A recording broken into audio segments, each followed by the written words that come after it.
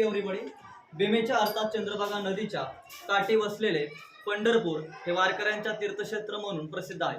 8 प्रवेशद्वार असलेल्या या मंदिरात आषाढी एकादशीला विठ्ठल भक्तांची मांडणी असते. क्षेत्र महात्म्यामुळे पंढरपुराला दक्षिण काशी आणि विष्णूचा अवतार मानलेल्या विठ्ठलाला महाराष्ट्राचं कुलदैवत असं म्हणतात. महाराष्ट्रातील वारकरी व कर्नाटकातील हरिदास येथे सारख्याच भक्ती भावाने येतात. त्यामुळे प्रादेशिक संस्कृती समन्वय व अराठी कानडी सामस्यांचा दुवा साधला जातो.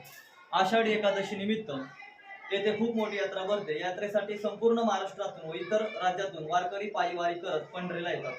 स्कंद पुराणातील श्री विठ्ठल स्वराजमध्ये विश्वरूप स्वरूपाय विश्वव्यापी स्वरूपणे विश्वंभर सौमित्रा विठ्ठलाय नमो महा असं ज्या पंढरपूरच्या ज्या विठ्ठलाचा विश्वव्यापक वर्णन केलं आहे त्या भक्तवत्सल पांडुरंगाची आणि त्याचा भक्त पुंडलिक यांची कथा आता ऐकूया. मला या संसाराचा कंटाळा आला आहे. काय करावं बरं? बाहेर कशाचा तरी गोंधळ चालू आहे. कोण तुम्ही? कुठे निघालात? आम्ही सगळे काशी यात्रेला निघालो आहे.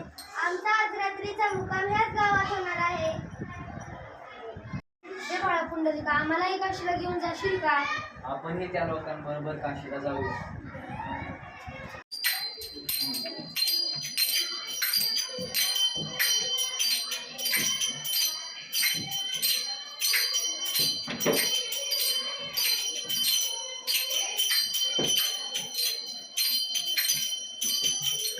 अहो माझे पाय खूप दुखतात. आम्ही या दोघांच्या गळ्यामध्ये जोडी बांधतो आणि त्याला पाठीवर घेतो.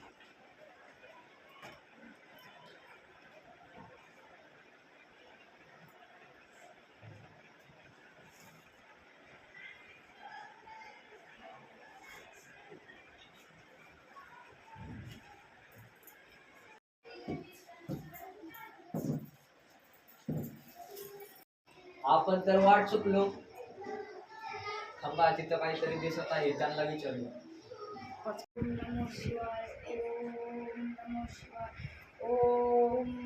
स्वामी, आम्हाला काशीला जाण्याचा मार्ग सांगा. आम्ही वाट चुकलो आहे. मला काशीला जायचा मार्ग माहित नाही. तुम्ही इतके ज्ञानी पवित्र स्वामी आणि तुम्ही अजूनही काशीला गेलाच नाही. तुम्ही सर्वजण आजची रात्री इथेच मुक्काम करा. मी उद्या सकाळी गावात जाऊन काशीला जाणाऱ्या मार्गाची चौकशी करतो.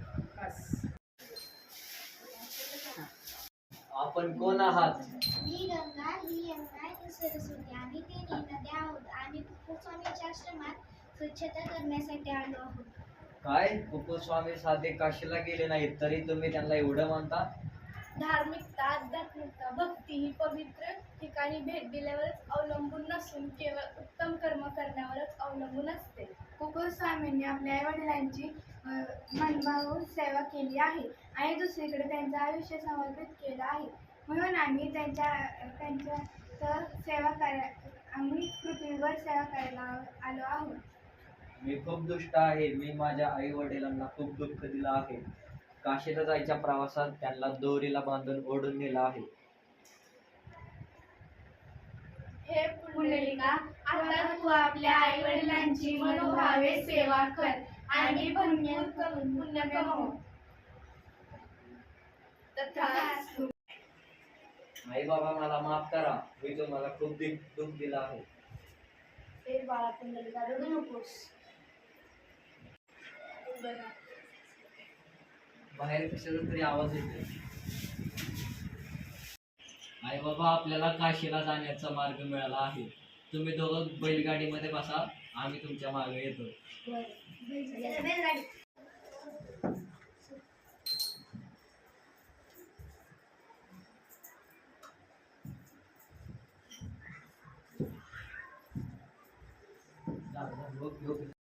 काशीचा तर प्रवास खूपच छान झाला.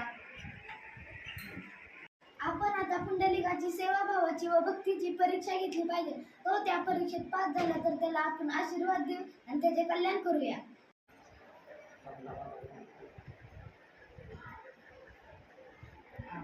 हे पुंडलिका, उठ, बाहेर ये, मला घरात घे. मी तुझ्या निश्चित भक्तीने प्रसन्न झालो आहे. हे भगवंता, माझ्या आई वडिलांना झोप लागेपर्यंत या विटेवर उभा राहा.